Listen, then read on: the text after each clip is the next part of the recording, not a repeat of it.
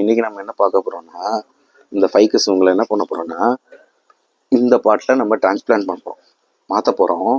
ஆனால் இவங்க பேக் ஷேப்பில் தான் இருக்காங்க. லீஃப் ப்ரூன் கண்டிப்பாக தேவை, பிரான்ச்சஸ்லாம் நம்ம வளைச்சி இந்த மாதிரி பண்ணணும் தான். ஆனால் இன்றைக்கி நம்ம அதை பண்ணலை.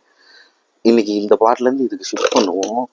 ஃப்யூச்சரில் ஒரு 3 months அப்புறம் நம்ம அதை கட் பண்ணுவோம்.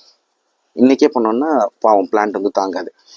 ஸோ ஸ்டார்டிங் இதில் நம்ம குழி ஓட்டை இல்லாமல் இருக்குல்ல, அந்த ஓட்டையை போட்டுக்கிறோம்.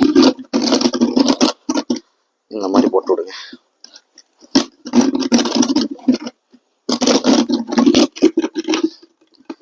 இந்த மாதிரி ஓட்டையை ஆட் பண்ணி விடுங்க. 4 மூலையும் ஓட்டை போட்டாச்சு. இப்போ கோகோனட் பிட் ஆட் பண்ணிடுவோம். ஃபர்ஸ்ட் லேயர் எப்போவும் கோகோனட் பிட்டை ஆட் பண்ணிடுவோம்.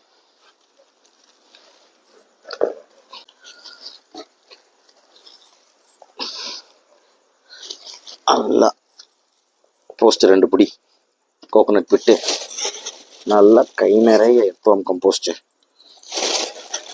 எடுத்து போடுங்க. நல்லா மிக்ஸ் பண்ணிக்கோங்க. இந்த மாதிரி இது போதும்னு நினைக்கிறேன் நான். இது போதும். இப்போ இவங்களை இந்த பாட்டில் இருந்து நம்ம பிரித்து எடுத்துருவோம்.